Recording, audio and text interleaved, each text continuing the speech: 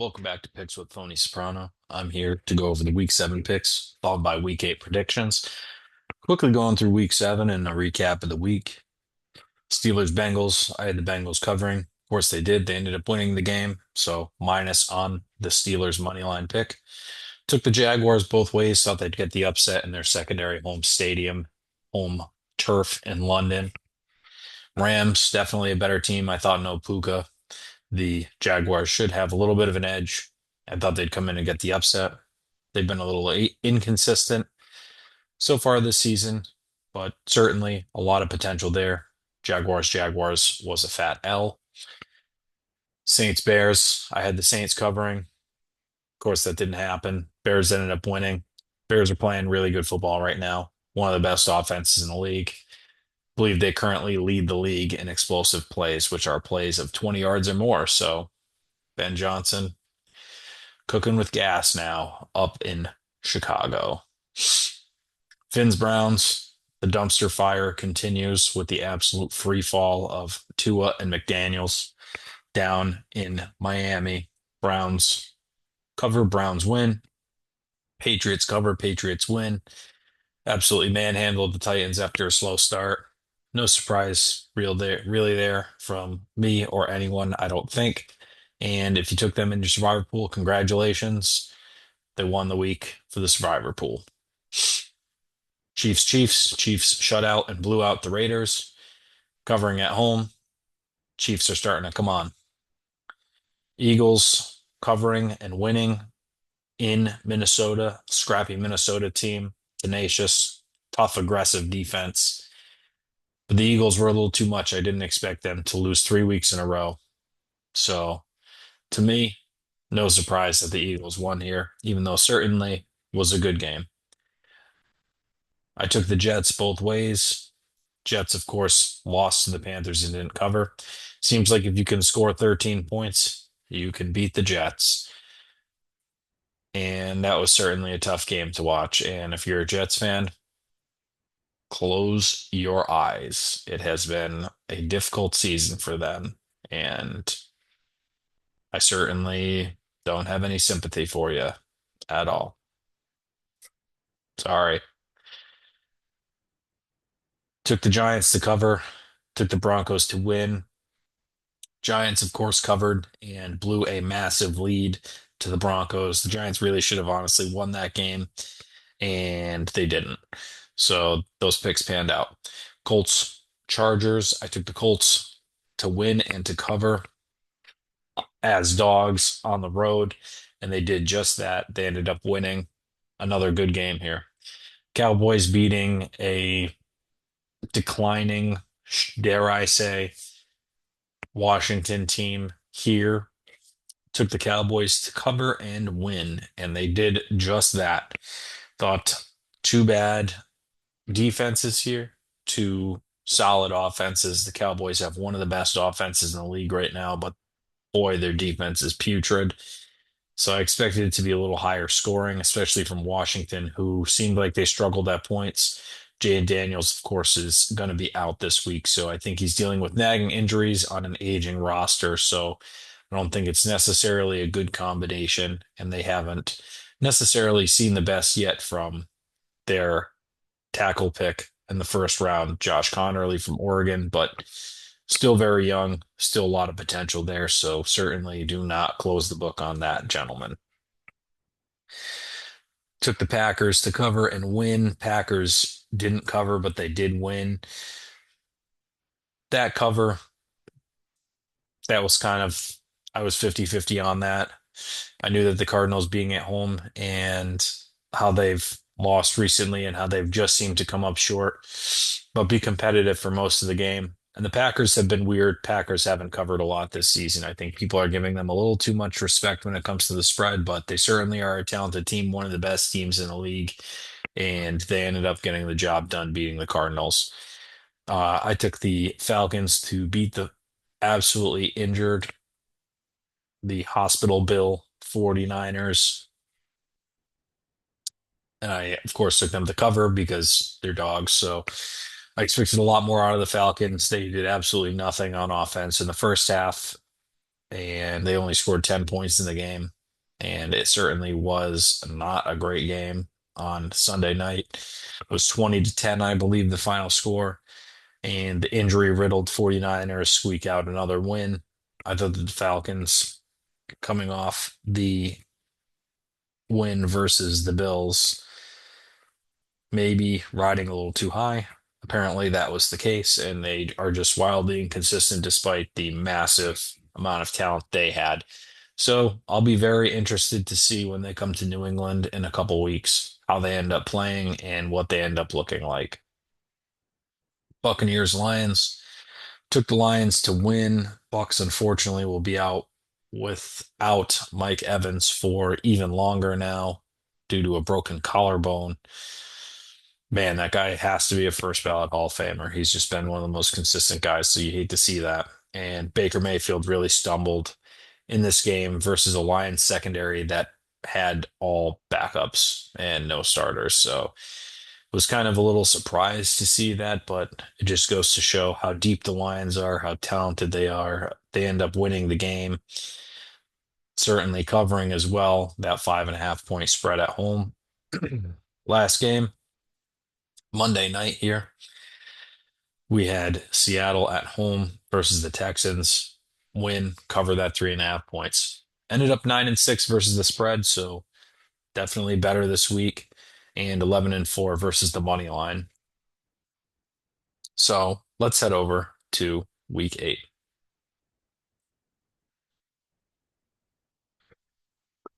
Oh, excuse me.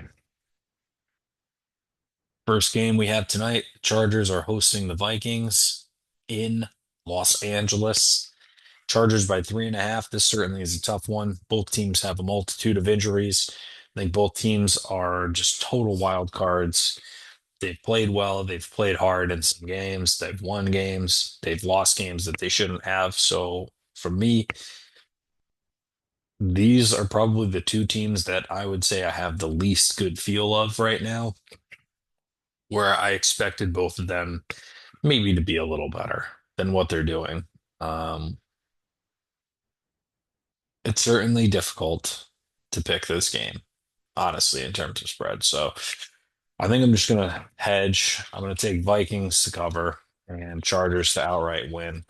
I don't necessarily have a lot of confidence in either of those. I could see this being a lower scoring game, but it certainly should be interesting. I think the Chargers have more talent overall, but they are very, very hurt on the offensive line. Still no Joe Alt for them. Of course, Rashawn Slater out for the season. And Lad McConkey's been a little banged up too this season. So it should be an interesting game, honestly. This one could go either way, and I would recommend wholeheartedly staying away from this game in terms of if you're actually betting money, just because I think it is really unpredictable. I think the Vikings certainly could win. I certainly think that the Chargers could also cover 3.5. I think it's a fair line. Definitely one of the hardest picks, honestly, that I had to make so far since I've been doing picks in all seriousness. Overall, I think it'll be a good game, but I could certainly see any outcome, and it's really difficult to kind of get a feel for those two teams. Falcons by 7.5 at home over the Dolphins. I'm going to buy into the Falcons again this week. I'm going to say that they beat and cover the dumpster fire Dolphins. This should be an absolute, they should absolutely smash the Dolphins. The Dolphins have been terrible. Tua throwing 3 picks 2 weeks in a row. I wouldn't be surprised if we saw Quinn Ewers come out at some point, maybe in this game, if Tua slips. Maybe second half you get all Quinn Ewers, and then you have a rookie quarterback going in versus a solid pass rush and a very, very solid defense. And the Falcons certainly have the top end talent, and they're not crushed with injuries like the Dolphins are right now as well. And the Dolphins are just continuing to spiral, and I think that they're just going to continue going down in a glorious ball of flames. So for those reasons, I'm going to take the Falcons to cover. I know 7.5 points is a lot of faith to put into the Falcons, who have been just the epitome of inconsistent. this season and as a franchise their entire time. But, you know, I'll take the bait. I'll take the Falcons both ways. Jets Bengals. I think the Bengals will score more than 13 points. So I think the Bengals will win at home. Finally got a little bit of a rhythm. I think that the Steelers probably have a better defense than the Jets, even though the Jets defense certainly isn't bad by any means. And the Jets were going to start Tyrod Taylor this week, and of course he gets injured in practice. I don't know if there's anything more Jets than that, or the fact that they only have one win. Either way, I love to see it. You love to see it. Everyone loves to see it, pretty much except Jets fans. So I think that the Bengals probably are a better team. I think that they're a little rejuvenated after their Thursday night win, of course, versus the Steelers in a high scoring game. Flacco putting on an absolute show, multiple touchdowns, 350 or so yards passing. Jamar Chase getting, I don't know, 15 targets. I mean, that's exactly what I would do if I was him. I mean, just let your playmakers make plays. And I think Sauce Gardner is banged up as well. So I think the Jets will have a tough time containing the Bengals offense, and the Jets offense has really struggled to score points as of late. So for me, I think that 6.5 generally is a lot of points to ask the Bengals to cover given their state of affairs. However, I am going to give them the benefit of the doubt based upon what I saw last Thursday and my faith in Super Bowl MVP Joe Flacco to come out and have a solid game. And I really hope he does. I wish the best for him. He's kind of a fun guy to watch. I've always, I know obviously Patriots, Ravens rivalries back in the day in the playoffs and everything like that. I always did like Joe Flacco. Guy had an absolute cannon at one point. So, not to mention, he kind of looks like Bert from Sesame Street. So, interesting to look at as well. But there he is on a field making millions of dollars, and here I am sitting at a desk making nothing from making these videos. But I digress. Moving on to the Patriots at 1 o'clock in New England, hosting the Browns, looking for a fifth win in a row to go 6-2. Pats by 6.5. Now I know what you're thinking, that this is a ridiculous line, that it's a no-brainer Pats cover type of situation based upon how the Browns are. But I'll tell you what, Browns right now, according to most statistics, you compile them all together, the Browns have the best defense in the league right now. So I'm interested to see how the Patriots match up versus the best defense in the league, statistically speaking. I certainly think the Pats can do it. I think the Pats can cover. The other thing is when you look at where the Browns can be successful, it is in the middle of the field in the short passing game, using their tight ends, Njoku and Fannin. And where have the Patriots struggled? In the middle of the field, covering tight ends.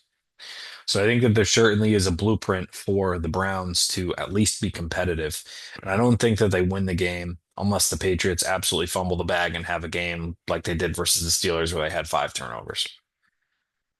Even still, I'm a homer. Of course, I'm just going to take the Patriots to cover, and I'm going to take the Patriots win. But I certainly think that there is an argument to be had that the Browns can cover in this game. Like, I think that that line is very fair and respectful of the fact that the Browns have a solid defense and it could end up being a lower scoring game, like a 20-14, something like that. But we'll see. We certainly shall see. Giants Eagles in Philadelphia.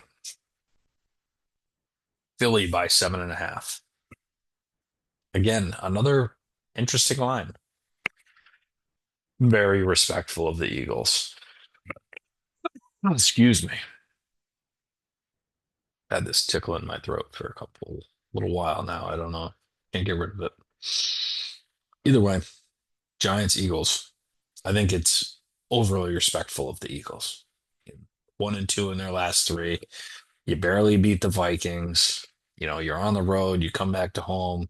This all started with the home loss versus the Broncos, who the Giants really also they had the handle on in Denver for Denver's eighth home game of the year, maybe even ninth home game of the year through 7 weeks.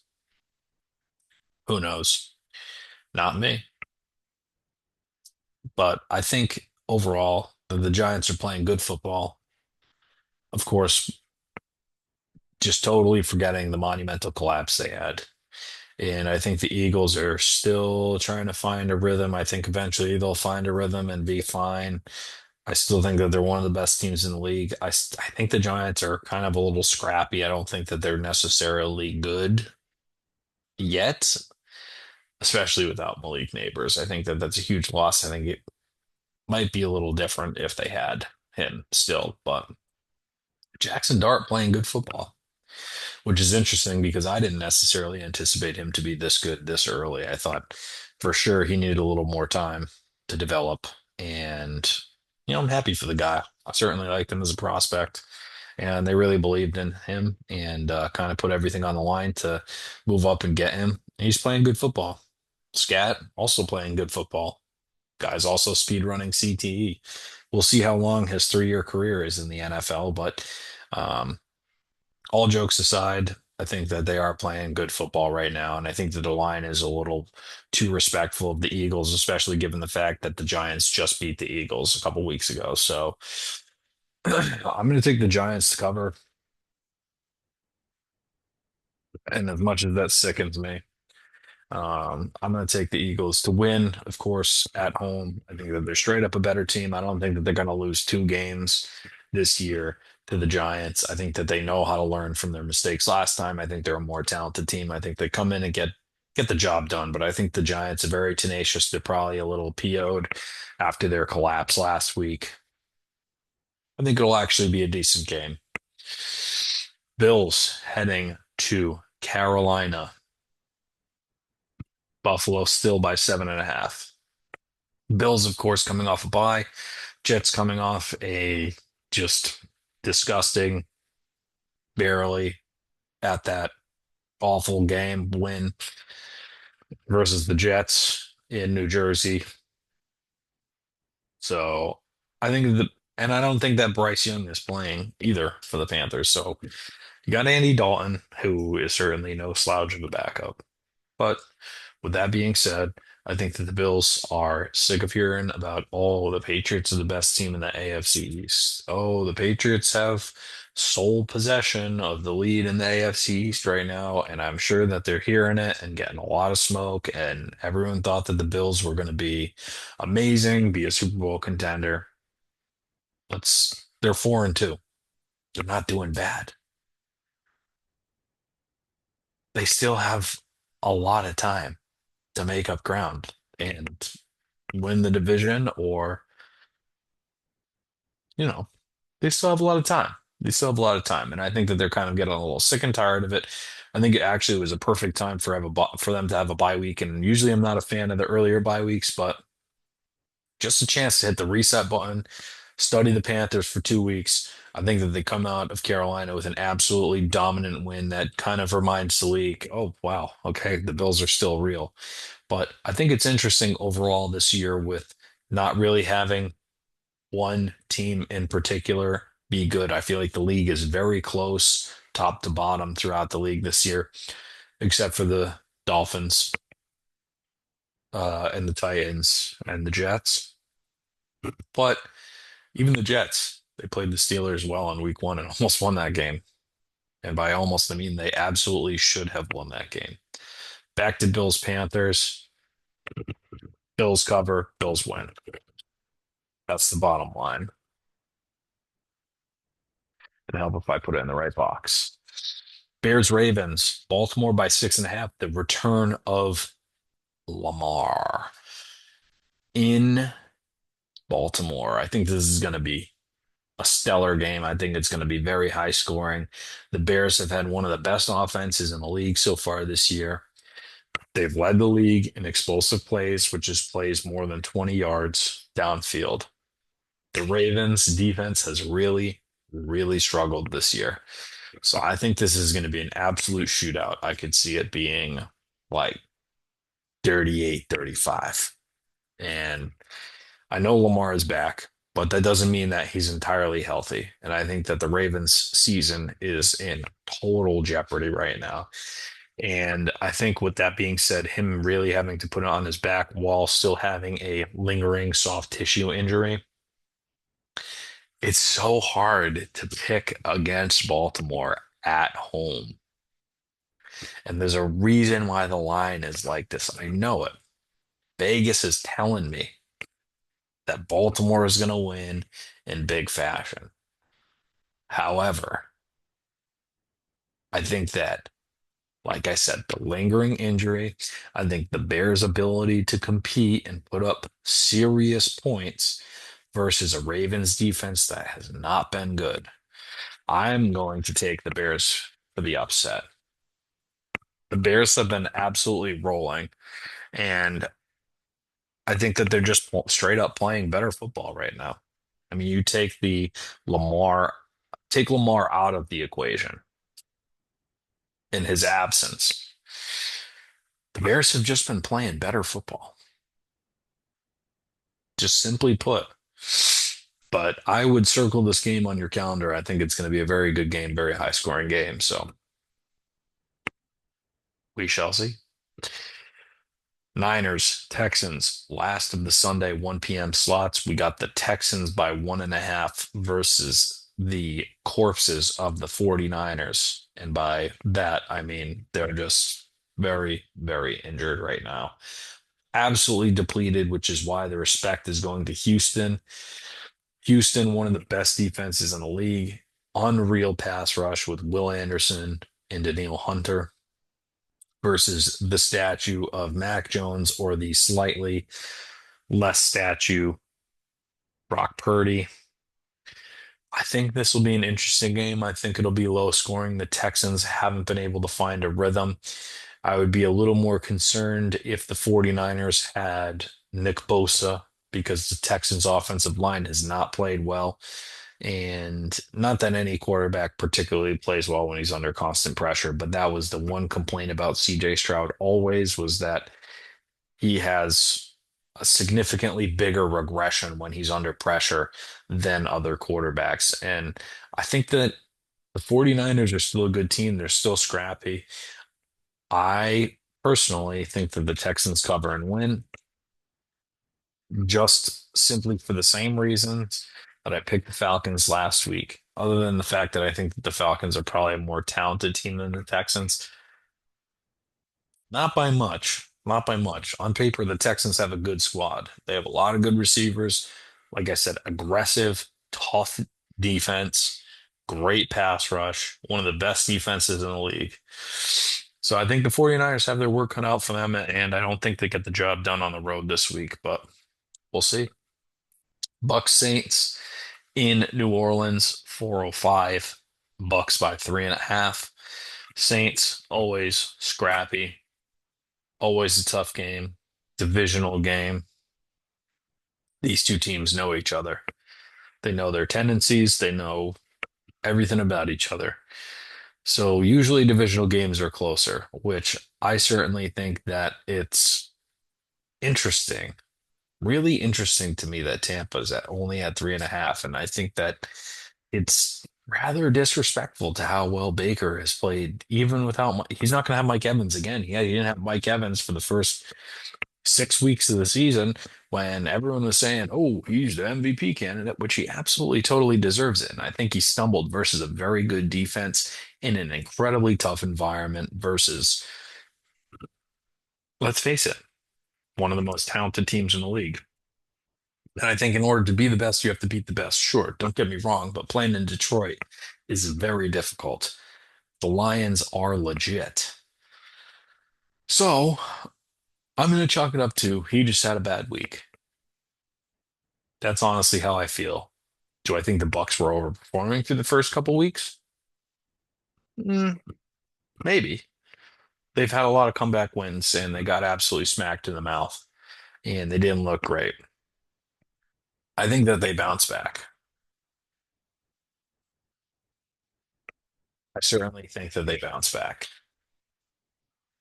because, and I think that this, like I said, I think the Saints are they're the difference between the best teams and the worst teams in the league. It's like a lot smaller this year. I don't like the Saints have been pleasantly surprising to me, and they've been fun to watch. They've been they've been interesting. They've been frisky, a little scrappy. But I think the Bucks are a better team. I think the Bucks get the job done on the road, especially after what happened last week in Detroit. I think that they turn things around. And I know they're without Mike Evans, of course, but I think that they rally around that. So that's kind of an interesting line to me. It's saying that the game is going to be closer than what it should be. So I'm not quite sure why, to be honest. I think the Bucks are just a way better team. Cowboys Broncos, Denver by 3.5 in Denver. Cowboys right now, the best offense in the league. Sue me. That's just what the data is telling you. It's also what the eye test is telling you. They're scoring just an unbelievable amount of points. And now they have CD Lamb back. And CD Lamb versus Pat Surtain, PS2. Going to be incredible matchup. Broncos have an unbelievable defense, especially at home. Broncos will score a good amount of points, not because their offense is good, in my opinion, but because the Cowboys' defense is just that bad.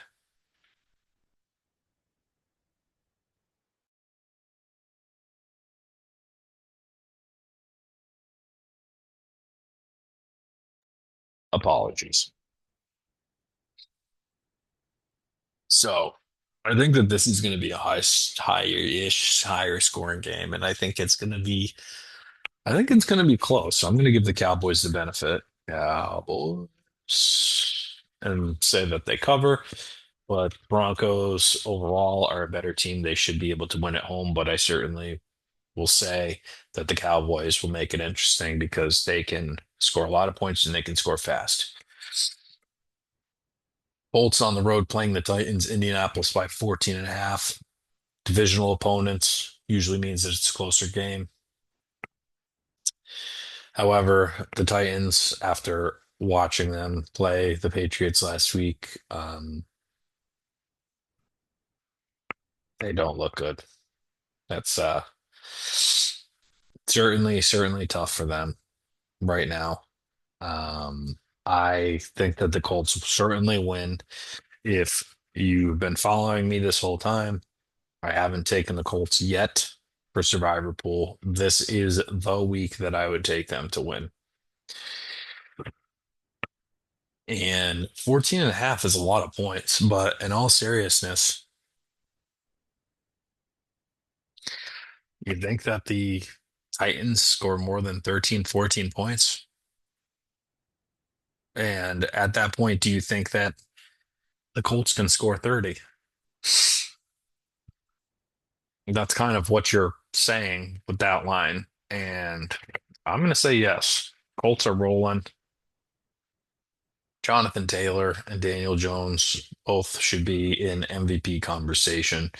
Jonathan Taylor is one of the best backs in the league right now. He's playing unbelievably, and his ability to play all over the field in the pass game, the rush game, he's just a dynamic chess piece. He's the queen on the board, essentially, but unbelievable player. And the Colts are really overperforming right now. So I think that the Colts win. I think that the Colts cover. I'm going to take the Colts for week 8 in your survivor pool. If you're still alive, Colts would be a great pick. Probably the best pick on here in all seriousness. Already took the Bills. I really don't see any other good option here. I mean, it's probably the Colts, either them or the Chiefs. And I feel like I would maybe save the Chiefs a little longer just in case. So, Packers Steelers, Green Bay by 3.5 in Pittsburgh. Pittsburgh, of course, losing last week to the Bengals, and the Packers beating the Cardinals on the road. Packers did not cover. I think that the Steelers and the Cardinals, they're roughly the same talent-wise overall. It's interesting that the Packers lost to the the Packers won, but didn't cover versus the Jacoby Brissett led Cardinals. He actually put on a good game, which is quite interesting. Packers by 3.5. And they've really struggled to cover this season. Honestly, this is the last time I'm going to give them the benefit of the doubt in terms of covering because I don't believe in the Steelers at all. I think that they come out. I think that it's interesting. Rodgers, of course, motivated playing his old team. Opportunity to be the fifth quarterback ever to beat all 32 teams in the league. So I think the Steelers will keep it close. It's home. It's Sunday night. Should be interesting. I think Rodgers is going to do everything he can. Packers are just a way better team. I can't see the Packers losing this game. I think the 3.5 points is a little tight, but like I said, I'm you know what? I'm not going to take the Packers to cover just because they've burned me a lot, and I bet you that they end up covering. So, but I think that that's a little too much respect for the Steelers in comparison to the Packers. I think that the Steelers are just doomed to go 9-8 again, like they always do. And I don't think that they're great. Last game, this should be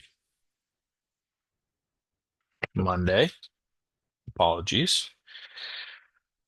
Monday, Kansas City hosting Washington. Kansas City by 12.5. No Jaden Daniels. Chiefs rolling. Rasheed Rice back. Xavier Worthy back. Marcus Mariota. I don't think that there really is an easier pick in all seriousness. I think that Washington really overperformed last year, and I think it hurt them in terms of people giving them too much respect and people thinking about where they are in terms of the league. And I think that this is a reasonable line considering how the Chiefs have been rolling lately. And of course, yet another game at Arrowhead, one of the toughest places to play in the NFL. Always has been, even when they weren't winning multiple championships over the last 10 years. So I give it to the Chiefs. I think that they're a better team. I think that they come in, they get the job done versus Washington. And I think Washington's in a little bit of a skid right now. And Daniel's not being healthy and them overall just not performing as well as they did last year. Just my feelings on the team overall. But overall, certainly an interesting team. I just think that the Chiefs are too much. I think that they're starting to find a rhythm, and I certainly think that they can cover, win, win by at least 13 points versus a struggling Washington team without their starting quarterback. I have minimal faith in Marcus Mariota versus a very, very solid defense and a Chiefs offense that's playing very well right now. So those are my picks for week 8. We'll see everyone back next week for week 9 picks and recap of week 8. But for now, enjoy football while we have it.